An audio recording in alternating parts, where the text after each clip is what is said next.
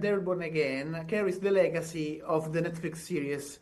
How did you balance respecting the past with the need to take the story in a new direction? Yeah, it's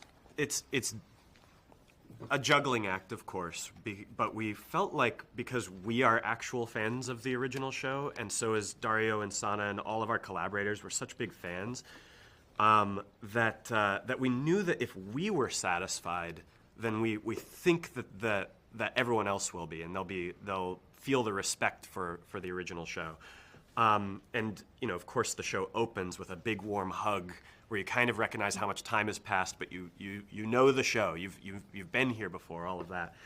But of course, the show is called Born Again. It is much time has passed. It wouldn't be correct to call it exactly season 4. It is this new direction, especially after the first 15 minutes. You'll know what that is, and so in a lot of ways that was liberating.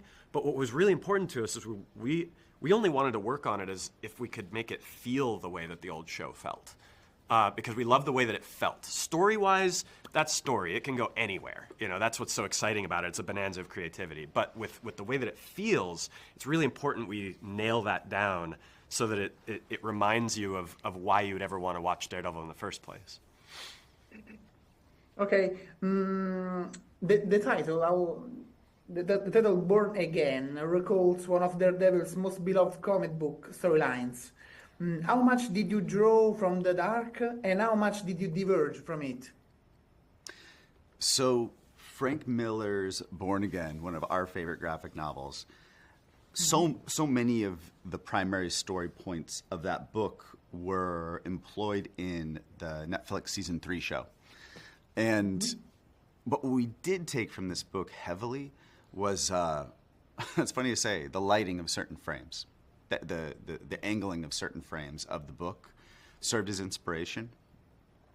And also just the spirit of doing something transgressive and sophisticated with the medium.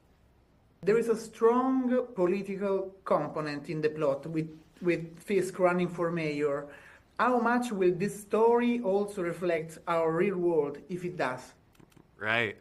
Yeah, it's funny because it was written, we've had fraught political times for quite a while now, but it was written in a vacuum of that than exactly what's happening as the show is coming out. But we realized something where we were thinking about why is life imitating art and vice versa, and the show deals with institutions where it's the political institution, the legal institution,